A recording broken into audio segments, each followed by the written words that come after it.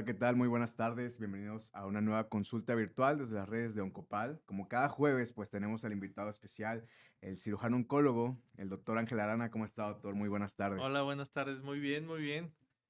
Ya con un poquito de calorcito, Ya, ya. tráfico. Exactamente.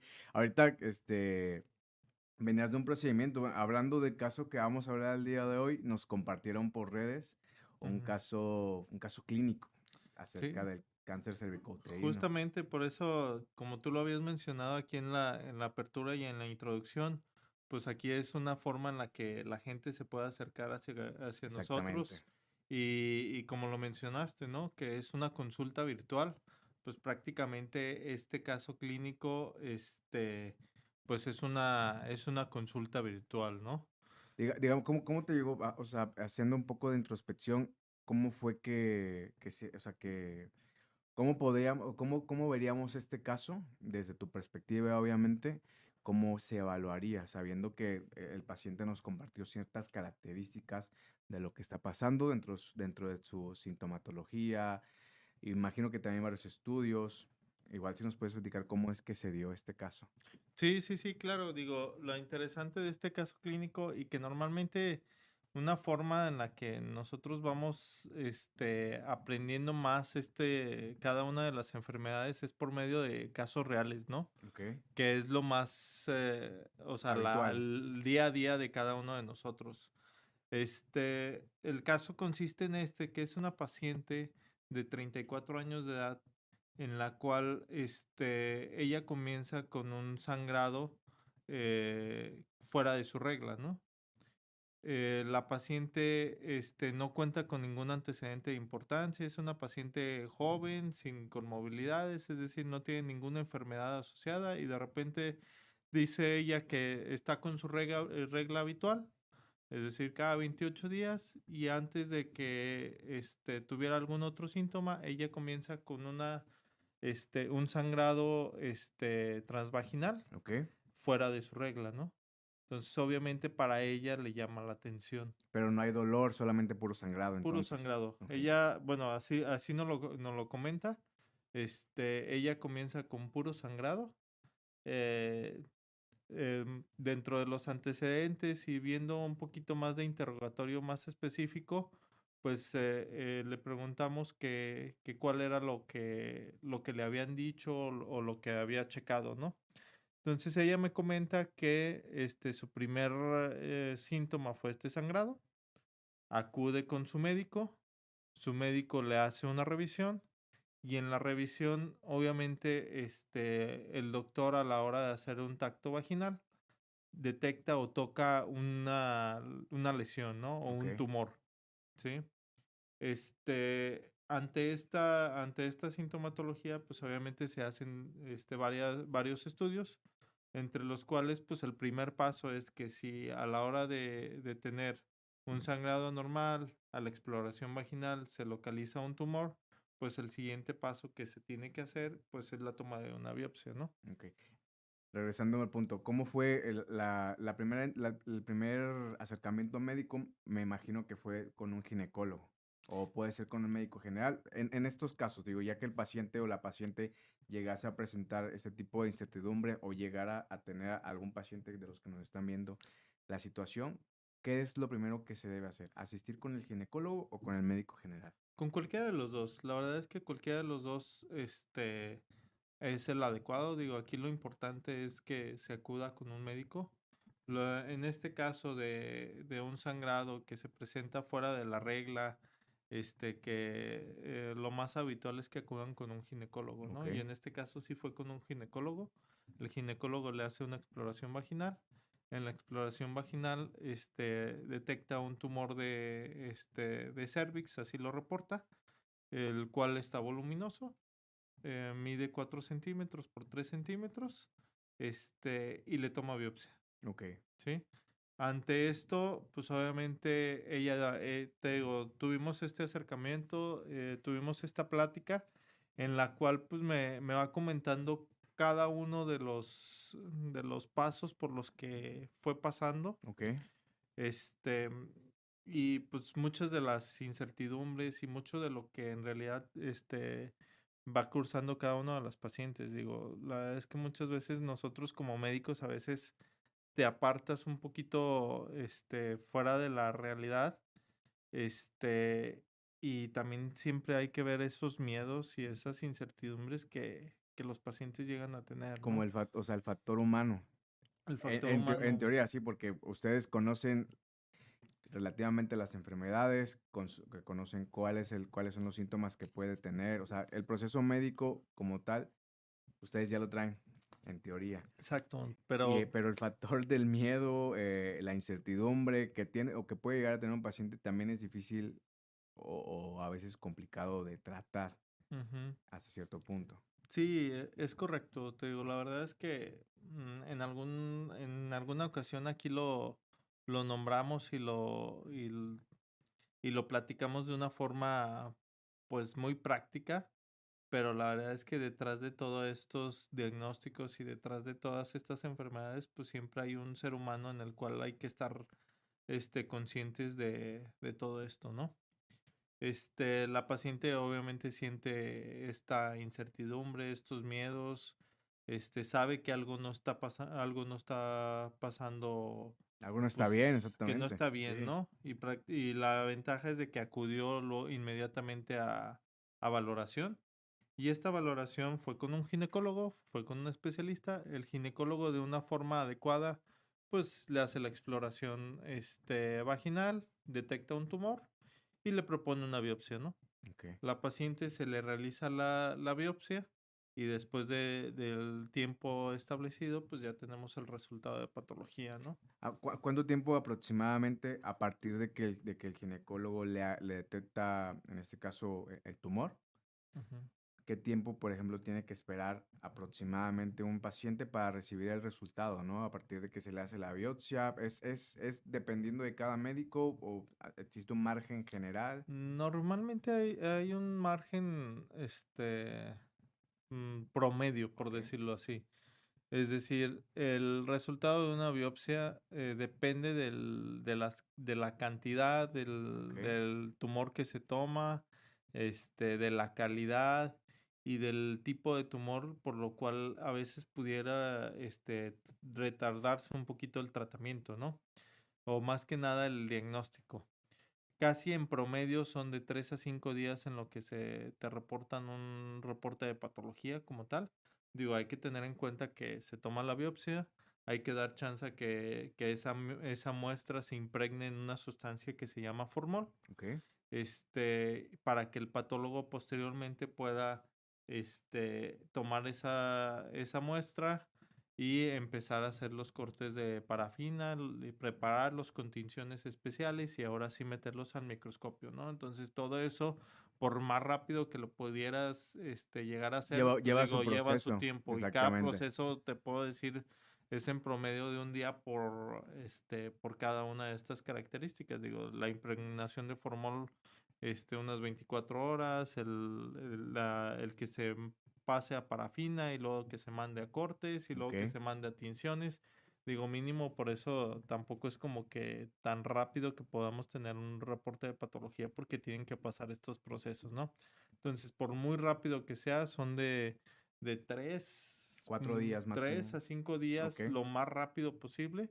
El promedio es entre 7 a 10 días y digo, estamos dentro del margen, ¿no? Sí, y quizá lo menciono como un punto o un dato curioso, pero insisto, para la incertidumbre que tenga el paciente, o sea, el a veces estar esperando el que cuándo le van a dar respuesta, cuándo le van a dar resultados, el no saber sí genera ese tipo de ansiedad en las personas. Entonces, Sí, el requerir esa información a veces es complicado. digo, y uno está consciente de eso, ¿no? Normalmente por eso, digo, nosotros que nos basamos más en el ámbito oncológico, Así es. el tiempo a veces es oro. Entonces, obviamente nuestro grupo de patólogos y nuestro grupo de oncólogos y nosotros como también como cirujanos, sabemos que hay que darle prisa o celeridad a ciertos procesos, ¿no? Entonces, si desde el día uno yo estoy sospechando que es una patología maligna, que vemos que es un tumor, pues desde el día uno te estoy tomando la biopsia y desde ese mismo día ya se lo estoy comentando al patólogo para que el patólogo le dé esta celeridad, ¿no? Ok, ¿Por qué? Porque pues el tiempo aquí vale, ¿no? ok. Entonces creo que esta es la importancia también de acudir a grupos oncológicos que se dedican a tratar cáncer porque es una forma en la cual podemos optimizar tiempos Claro, sí, y por supuesto. acortar los tratamientos, ¿no? Sí, y además que la facilidad de los grupos, por ejemplo, Oncopal, es que existe la posibilidad del equipo multidisciplinario ya establecido. Entonces, Sí. el seguimiento del paciente considero que es más completo. Es correcto, digo, actualmente el tratamiento es integral, digo, todos dependemos de todos. Desde el inicio, o sea, el abordaje inicial es un ginecólogo. Él, la gran mayoría de las veces toma la biopsia. En algunas ocasiones acuden con nosotros los pacientes. Ok. Digo, nosotros como cirujanos también, oncólogos, podemos hacer la toma de la biopsia. Digo, entonces aquí lo importante es que se tome Atenderlo, ¿no? la atención importante, ¿no? Y es un tumor que está apareciendo en el cervix, que lo importante es, pues, saber si es algo bueno o es algo malo. Ok. S- Se le toma Entiendo. la biopsia Ujú. y pues aquí lo importante es, ahora sí, ¿no? Esperar ese tiempo que en algunas ocasiones quisieras poder, Sí, acelerarlo apretar, ¿no? exactamente. Y decir que pase más rápido. ¿Y qué fue lo que, continuando con el caso como tal de la paciente, se procede a hacer la biopsia? Me imagino, se Ujú. espera los resultados el tiempo que ya se mencionó. ¿Y qué es lo que procede? ¿Qué es lo que salió en el resultado? El resultado sale que es un cáncer de cervix. Ok, Sí, que es un cáncer cervicuterino, y es cuando nosotros recibimos a esta paciente, ¿no? Nosotros aquí en el grupo recibimos a esta paciente, que es una paciente joven, de 30 años de edad, muy joven. sin enfermedades asociadas, y nuestros compañeros hacen esto, ¿no? O sea, el ginecólogo recibe a esta paciente, ve que trae un tumor en el cervix, le toma la biopsia, reporta que es un cáncer de cervix y la manda con nosotros, Ok, ¿no? La paciente obviamente llega con miedos, llega con inquietudes, prácticamente, pues su primera consulta es, doctor, pues es que me mandaron con un oncólogo, ¿no? O sea, este, la primera pregunta fue, ¿me voy a morir? Digo, entonces, pues es esperado, ¿no? Es esperado estos miedos y más porque, pues, este, mm, toda esta forma de seleccionar al cáncer, sí. mm, Fíjate que a mí me intriga mucho el cómo es que se le da la noticia al paciente. Obviamente, si el resultado hubiera sido que no tenía cáncer o fue un tumor benigno, el decirle o el transmitirle esa información al paciente se da de otra manera, pero cuando el resultado del cáncer es que es un cáncer maligno o un tumor maligno, ¿cómo es que en su postura de usted, cómo es el brindarle esa información al paciente? Como ahorita mencionaba, los miedos, la incertidumbre, la ansiedad incluso, pero ¿cómo es tratar a ese tipo de pacientes? No sé, darle la información necesaria y mira, explicarle qué sigue. pues la verdad es que mm, cuando ya estás en este ámbito, creo que lo más importante es que mm, ver el, ver el contexto, ¿no? Digo, es muy diferente dar buenas noticias y a nosotros nos gustaría decir, ¿sabes que todas las biopsias salieron negativas, no tienes tumor, es una lesión benigna? Pero actualmente el tratamiento de cáncer o actualmente la gran mayoría de las enfermedades son pues cáncer, ¿no? Ok, Y es las enfermedades de hoy en día. Anteriormente tú te enfermabas de gastroenteritis y te podías morir. ¿Sí?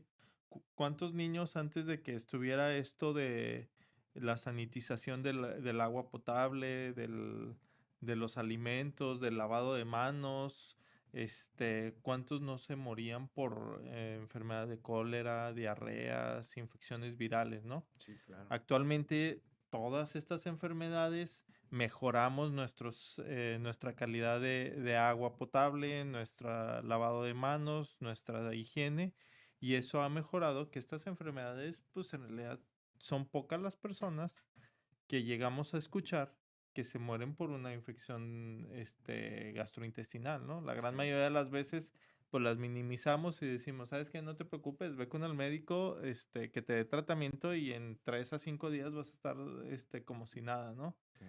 Sí. Y esto ha sido parte de estas campañas de mejora en cuanto a la calidad de vida, ¿no? Sí, y los hábitos también de salud que tenemos. Los hábitos de salud. Entonces, creo que actualmente el tratamiento de cáncer hay que dar esta movilización y esta forma de cambiar el pensamiento y de dejar de satanizar esta enfermedad. Sí, anteriormente en los años 50, 40, pues cualquier tipo de cáncer, pues prácticamente su tasa de mortalidad era muy alta, es Claro. decir, y su tasa de curabilidad pues era baja. Actualmente, el día de hoy, todos los cánceres, en una estadística general, te puedo decir que el 60% de todos los cánceres que en todo mundo estamos diagnosticando, el 60% son curables, ¿sí? ¿Qué quiere decir? Pues que más del 50% de todas las personas que nosotros recibamos, vamos a tener esta curación de este cáncer en sus diferentes Etapas. etapas, ¿no? Claro. ¿Qué es lo que nosotros queremos hacer conciencia? Que en cuanto tú tengas el diagnóstico de cáncer, no tengas miedo de acudir con un médico especialista, de atenderte y de llevar todos estos tratamientos, porque entre más rápido acudas, pues mayor va a ser la tasa de curabilidad que vamos a lograr, Como lo ¿sí? que pasó ahorita con esta paciente. Con este paciente, digo, este caso clínico y esta paciente tiene muchas cosas tanto buenas Como malas. como malas en el aspecto de que ya viéndolo en forma retrospectiva, Ok. podemos sacarle mucho jugo, por decirlo así. Ok. Entonces, cosas buenas es una paciente joven que no se esperaba que tuviera algún tipo de enfermedad, que de repente detecta algo anormal, que es decir, un sangrado fuera de su regla habitual, acude con su especialista. El especialista ve que también no está normal, le hace su exploración vaginal, ve este tumor, le toma biopsia y sale un reporte positivo para cáncer, ¿no? Nos lo manda a nosotros y la primera pregunta de ella, pues es este aspecto, ¿no? ¿Qué tan mal me va a ir? O sea, ¿qué tan avanzado está este tumor? Sí. Y aquí es cuando nosotros como grupo multidisciplinario comenzamos a empezar a armar este rompecabezas, ¿no? Y este rompecabezas empieza desde factores de riesgo que en todas las consultas virtuales hemos estado hablando, antecedentes familiares, antecedentes ginecológicos, con la finalidad de poder ahora sí estructurar y formar un tratamiento integral para esta paciente, ¿no? Digo, ya tenemos el diagnóstico de que es un cáncer de cervix. En cuanto a los factores de riesgo, prácticamente, si recordamos en cuanto a cáncer cervicuterino, uno de los factores de riesgo es tener múltiples parejas sexuales, no utilizar preservativos, tener infecciones de transmisión sexual, ser fumadora o tener algún tipo de inmunosupresión, ¿no? Y la edad de inicio de vida sexual, así como el nunca tener un chequeo, ¿no? Desde el inicio de la vida sexual. Prácticamente esta paciente, su inicio de vida sexual fue a la edad de 20 años, parejas sexuales, solamente había tenido 3 parejas sexuales, con los cuales pues ya había tenido, en su última pareja había tenido 3 gestas, o sea, es decir, era una madre de 3 niños, Ok. este, y con 3 parejas sexuales, con su inicio de vida sexual activa, a la edad de 20 años, o sea, prácticamente tenía una vida sexual de 10 años de evolución. Ella refiere que solamente se hizo el Papá Nicolau a la edad de 21 años, de 22 años y el último se lo hizo a la edad de 23 años, ¿no? Ya no siguió atendiéndose a consultas anualmente. Ya no, porque los 3 Papá Nicolaos habían salido negativos. Su última pareja sexual, que recordemos que habían sido 3, y su última pareja sexual había sido a la edad de 23 años de edad, Ok. ¿sí? Entonces, ¿qué es lo que pasa? Pues obviamente durante esos 3 años que tuvo una vida sexual activa, pues sí se hizo su papá Nicolau, ¿no? Pero no significa que el hecho de hacerlo. de dejar de tener una vida sexual activa Ujú. te exime o te quita este riesgo, ¿sí?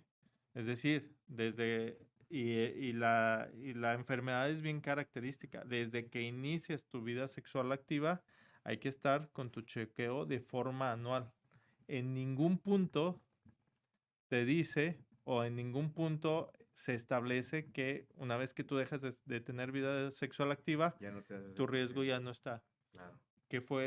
Esto es uno de los aspectos que llama la atención, ¿no?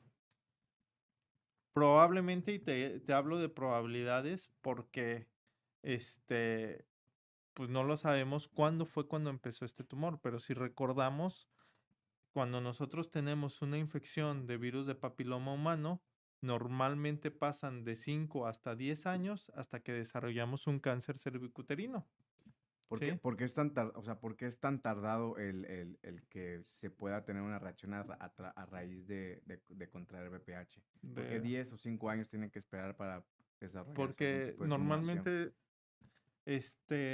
la gran característica o estos 10 años es que tú tienes ciertos factores que te hacen más susceptible de desarrollar cáncer o menos susceptible. Ok. ¿Este aspecto en qué consiste?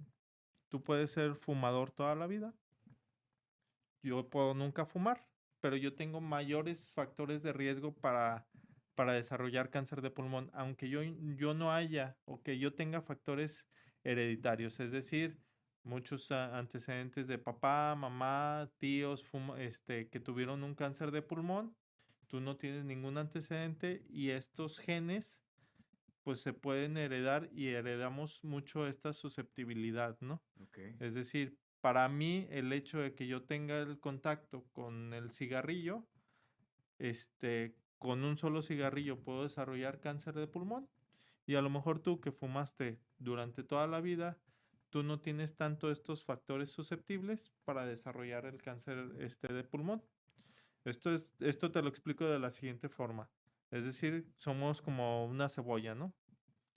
Las cebollas, el centro está rodeado de varias capas, ¿sí? Entonces, obviamente cada capa, pues te confiere una protección y eso pasa, con cada uno de nosotros. Podemos nosotros tener 10 capas antes de que, nuestro ADN se vea afectado o podemos tener nada más una capa. Ok. Entonces, esto es la susceptibilidad. Hay quienes somos más susceptibles para ciertos cánceres, habemos quienes somos menos susceptibles. El fumar, el tener infección de virus de papiloma humano de alto riesgo como son el 16, 18, 6 y 11, así como un estado de inmunosupresión, inicio de vida sexual activa, el tener infecciones de transmisión sexual, pues son varios factores que favorecen que se empiece a dañar este ADN de nuestras células normales para que empiece a desarrollar este cáncer. Ok. Entonces, obviamente, tiene que pasar bastante tiempo Para para poder ya poder tener. Y desarrollar. fue lo que sucedió ahorita con esta paciente. eh, Probablemente, te Probablemente, digo, ok. probablemente porque sí tenía, a la hora de hacer, la determinación, del reporte de patología, pues sí estaba asociado sobre todo el virus del papiloma del 16, o sea, sí Ok. tenía una infección de papiloma de alto riesgo y probablemente desde la edad, te digo, desde edad de 21 o 22 años, tuvo esta infección, no se combatió esta infección de virus de papiloma humano y como a partir de esa fecha ya no se hizo ningún estudio, este virus de papiloma humano se mantuvo, en vez de llevarse a la curación, infectó el cervix, se mantuvo ahí constantemente y esto es como una guerra, ¿no? Y ahí, por ejemplo, ¿qué procede? En cuanto ya brincándonos a la etapa de curación per se, ¿no? ¿Qué se va a tratar primero? ¿Se va a tratar el virus o se va a tratar el cáncer? Aquí lo importante es el cáncer. Ok. ¿sí? El virus solamente fue un factor Un de factor, riesgo. ok. Tú puedes tener el virus, yo puedo tener el virus. Yo si desarrollo el cáncer cervicuterino, tú puedes Y yo tener no. 10 años con ese virus y no desarrollar ese cáncer cervicuterino. Ok. ¿De qué depende? Yo no tengo el virus, pero tú sí lo tienes, tú tienes mayor riesgo de desarrollar cáncer de cervix. La pregunta lógica es, ¿qué hago para disminuir ese riesgo? Pues tratamos la infección. Ok. Antes del cáncer, Antes del cáncer. problema, Sí, claro, exacto. claro. Ya teniendo el problema, lo que más nos importa a nosotros Es el es cáncer. tratar el cáncer. Ya la infección del virus del papiloma humano ya queda en segundo término, porque tú ya desarrollaste un cáncer. Ya pasaron 10 años donde tu organismo estuvo luchando con este virus para tratar de eliminarlo y tus hábitos, como fueron el tabaco, múltiples parejas sexuales, el tener infecciones de transmisión sexual, favorecieron a que este virus se mantuviera activo, que estuviera peleando, que estuviera ahí en el cervix y que empezara a incrustarse dentro del DNA de estas células que son normales, hasta que empieza a incrustarse en estas células de DNA y hace que estas células muten, ¿no? ¿Qué pasó? Pues hubo probablemente un cambio de estas células, una lesión de bajo grado, posteriormente que evolucionó a una de alto grado y que al final de cuentas terminó en un cáncer cervicuterino. ¿Sí? Tuvimos todos esos casi 10 años desde que se hizo el último Papa Nicolau para desarrollar este cáncer cervicuterino y actualmente tenemos esta paciente, ¿no? Que su único factor de riesgo fue pues prácticamente digo, 3 parejas sexuales en tu vida Claro. no Que no son, es condenatorio, sino que aquí no, el aspecto fue el no continuar el con la Papa revisión, Nicolau. exactamente, con la revisión anual. Que te digo, todo lo demás, factores de riesgo, digo, inicio de vida sexual activa a la edad de 20 años, este, 3 parejas sexuales, no fumaban, ninguna enfermedad, ninguna inmunosupresión, digo, prácticamente no tiene ningún factor de riesgo, ¿Y ¿no? en qué etapas se encontró el cáncer de esta Fíjate que paciente? la ventaja de esta paciente es que la encontramos en una etapa temprana, Ok, ¿sí? La encontramos en una etapa temprana. ¿Qué quiere decir? Que su único factor de riesgo fue no haberse continuado este chequeo de claro. forma anual con el Papa Nicolau. Si lo hubiera hecho, probablemente a Otra lo mejor historia hubiera sido, ¿no? no, pues a lo mejor lo hubiéramos encontrado en una etapa un poquito más temprana, ¿no? Ok. Pero al final de cuentas ella sí acude con su médico de una forma adecuada. Nosotros la recibimos en una etapa temprana. Le hicimos su estudio de extensión, que fue una tomografía, en la cual revisamos cómo están pulmones, tórax, abdomen y pelvis. Y la tomografía nos resalta que en realidad no hay más que la enfermedad localizada a nivel del cervix. Nosotros a la exploración vaginal y a la exploración física que le realizamos a la paciente, sí localizamos este tumor, que nada más está localizado en el cervix, pero que algo que a nosotros nos sirve mucho es ver si lo podemos retirar de una forma adecuada, que es que los parámetros estén libres. Los parámetros, el cáncer cervicuterino crece en forma de barril, es Ok. decir, está rodeada por las paredes de la pelvis. Y el problema es que tenemos la pelvis de esta forma y los parámetros lo único que hacen es como si fuera el hombre araña, ¿no? Mantienen el útero en el centro. Entonces, cuando crece el tumor, empieza a crecer el tumor y invade o se pega a las paredes de la pelvis. Ok. Entonces, si tú me dices, ¿puedes quitar de una forma adecuada este tumor? Pues no, porque tendría que Está quitar la pegada. pelvis, Ok. ¿no? Pero si los parámetros están libres, es decir, nosotros tocamos y se mueve, permite la movilidad, Lo no puede trae retirar. dolor, pues es una indicación de que probablemente lo podamos operar. Y si la tomografía me dice que está libre, que no trae ganglios pélvicos, que no trae ganglios paracervicales, que el pulmón, hígado y huesos están bien, pues es una paciente ideal para un tratamiento quirúrgico radical, ¿sí? Entonces, estamos hablando que es un cáncer y ante un cáncer, el mejor tratamiento y en una etapa temprana de cáncer cervicuterino es un tratamiento quirúrgico. Ok. Ahora, el mejor tratamiento es que sea, digo, la primera cirugía es la buena, Digo, y es quitar el tumor de raíz. ¿Y cómo es? Es quitar el útero y el primer sitio hacia donde se va el tumor son hacia los ganglios, ¿no? Entonces quitamos el útero, quitamos los ganglios pélvicos, hacemos un muestreo también ganglionar paraórtico y todo eso se manda a patología.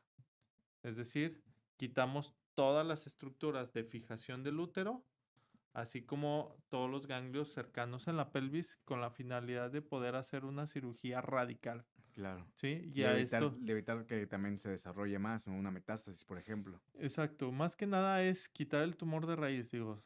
Probablemente la enfermedad yo nada más la estoy viendo a nivel del cervix, pero uno de los ganglios ya estén afectados.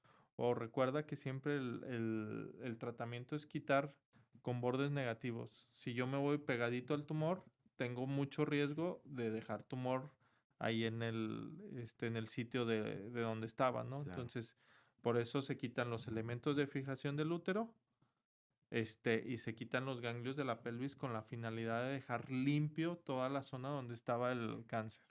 Ok. Esta paciente se quita este tumor sale con los ganglios pélvicos y lo que esperamos con ella pues es el reporte final, ¿no?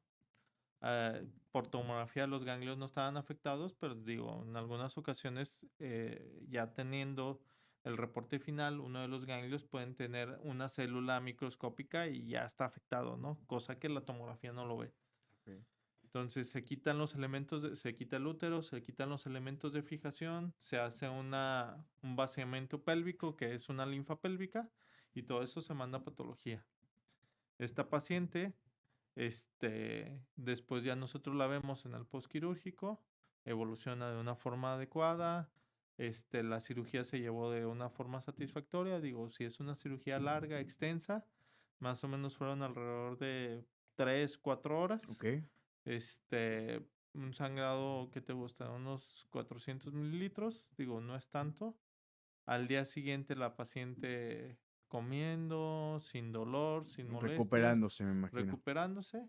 Nosotros la vemos alrededor de 10 días, que es cuando ya tenemos el resultado de patología. Este resultado de patología se tarda un poquito más porque el patólogo tiene que analizar todos y cada uno de los ganglios que quitamos para saber si están afectados, evaluar toda la pieza que se quitó, que es el útero, con sus elementos de fijación para ver hasta dónde se extiende el tumor, ¿no? Claro.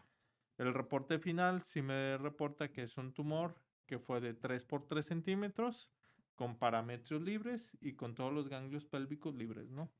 Entonces estamos hablando que es una etapa temprana, es una etapa que nada más está localizada en el útero y que el mejor tratamiento que se le pudo dar fue Afortunadamente fue el quirúrgico. el tratamiento quirúrgico. Ok. Es decir, prácticamente lo único que tiene esta paciente es que después de la cirugía ya tenemos un tratamiento curativo y el tratamiento curativo fue con una cirugía. Ok. Se evalúa este reporte de patología y si es necesario dar un tratamiento más allá de la cirugía y es con la finalidad de que disminuya esta probabilidad de que regrese este cáncer. Exactamente. Sí, porque, por ejemplo, a los pacientes a veces que se les realiza algún procedimiento de cirugía y después se les aplica alguna quimio o alguna radio con la finalidad de evitar que se pueda desarrollar algún otro tipo de cáncer o se desarrolle alguna metástasis o el cáncer vuelva, normalmente se les aplica esos tipos de tratamientos y los pacientes preguntan o dicen, pero ¿por qué si con la cirugía supuestamente ya iba a estar 100% curado o curada? Entonces, esta información es buena porque el paciente sabe que después el tratamiento que va a seguir es simplemente para evitar o reducir factores de riesgo. Antes de finalizar, Doc, me gustaría que nos pudiera decir, como en cada cápsula, qué es lo que nos recomienda hacer, ¿no? Si somos pacientes que estamos pasando o que están pasando por esta situación, qué es lo que nos pudiera decir el médico o lo que deberíamos de preguntar, ¿no? ¿Cuál sería el proceso que debemos esperar a que suceda? Pues mira, recomendaciones prácticas. Primero es no tener miedo, ¿no? Y pensar que la gran mayoría de los tratamientos de cáncer son curativos, ¿no? como les había mencionado, este 60% lo logramos y logramos esta curación hasta en un 60%. Claro. Entonces, el primer objetivo es no tener miedo. Segundo es pensar de una forma positiva en este aspecto de que, pues digo, ya estamos ante este problema y pues a darle para adelante porque puedo ser uno de esos pacientes que son de ese 60% afortunado donde se puede llegar a la curación. Ok. Y obviamente, entre más rápido busques esa atención y entre más rápido llegues con nosotros, pues es mucho mejor los resultados. Y de este 60%, que es la finalidad de estas cápsulas, es llegar a que entre más temprano lleguen con nosotros o más rápido lleguen conmigo, pues obviamente la tasa de curación puede ser cada vez mayor.